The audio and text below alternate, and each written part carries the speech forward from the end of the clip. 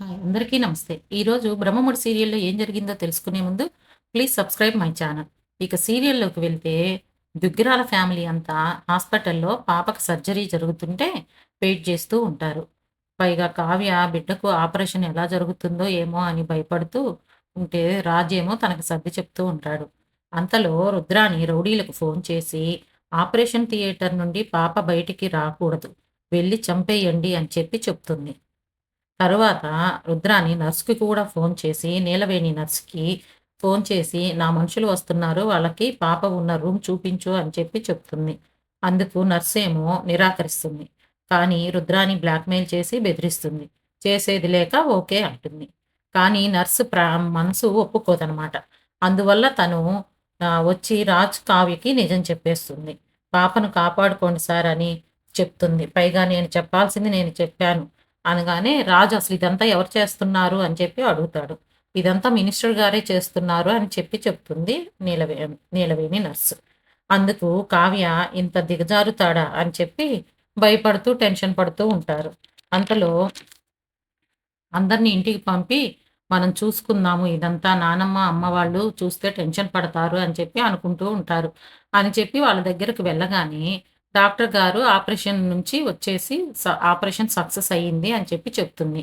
కాకపోతే పాప స్పృహలోకి రావడానికి టైం పడుతుంది అని కూడా చెప్తుంది. ఇక రాజు, కావ్య సరే అయితే మేము చూసుకుంటాము. మీరు పాప స్పృహలోకి రాగానే పాపను తీసుకొని మేము ఇంటికి వస్తాము. మీరు బయలుదేరండి అని చెప్పి ఫ్యామిలీ అందరిని ఇంటికి పంపిస్తారు. అంతలో నర్స్ వచ్చి, "ఆ రౌడీలు వచ్చారు సార్" అని చెప్పి వెళ్ళిపోతుంది. అంతలో రౌడీలు వస్తారు. నీలవేణి నర్స్ వాళ్ళని, "అందరూ ఉన్నారు. కొంచెం ఆగండి, వెయిట్ చేయండి" అని చెప్పి చెప్తుంది.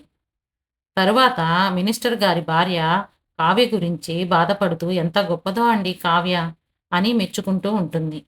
మెచ్చుకొని తను వెళ్ళిపోతుంది. కానీ మినిస్టర్ గారు మాత్రం నలతగా కూర్చొనుంటాడు.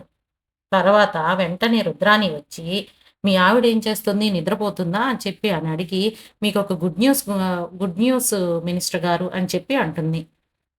"మీ టెన్షన్ తీరిపోయే న్యూస్‌తో నేను వచ్చాను. రాజ్, కావ్య నీ జోలికి రాకుండా ఉండటానికి ఒక మంచి ప్లాన్ వేశాను. ఇక ఈ పాప మీ దగ్గరే ఉంటుంది" అని చెప్పి కూడా చెప్తుంది. కావ్య దగ్గర ఉన్న పాపకు ఆపరేషన్ చేయిస్తున్నారు. పాప బ్రతికినా, బ్రతకకపోయినా చంపేయమని మనుషుల్ని పంపించాను అని చెప్పి చెప్తుంది.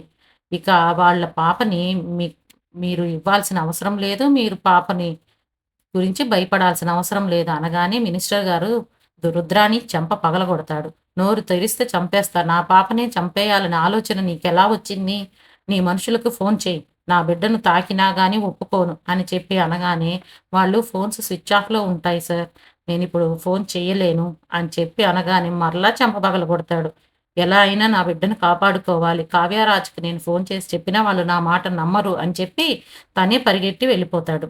అంతలో రౌడీలు పాప దగ్గరికి వెళ్ళగానే పాపని దాచిపెట్టిన రాజు వాళ్ళతో ఫైట్ చేస్తూ ఉంటాడు. అంతటితోటి ఈరోజు ఎపిసోడ్ అయిపోతుంది. రేపటి ఎపిసోడ్‌లో కావ్య తన సొంత పాపని తీసుకొని తన ఇంటికి వెళ్తుంది. తరువాత అప్పుకి మైండ్‌లో అసలు ఇదంతా ఎవరు చేయిచ్చారు? మన పాపనే ఎందుకు తీసుకున్నట్లు మినిస్టర్ గారు? ఆ రోజు ఇంకా 3 ఆపరేషన్స్ అయ్యాయి. ఇంకొక ఇద్దరు ఆడపిల్లలు పుట్టారు. అసలు దీని వెనక ఎవరన్నా ఉన్నారా? అని చెప్పి అప్పు ఆలోచిస్తూ ఉంటుంది. అంతటితోటి ఈరోజు ఎపిసోడ్ అయిపోతుంది. రేపటి ఎపిసోడ్‌లో ఏం జరుగుతుందనేది చూద్దాము. చూసిన వాళ్ళంతా please subscribe my channel. Thank you all of you.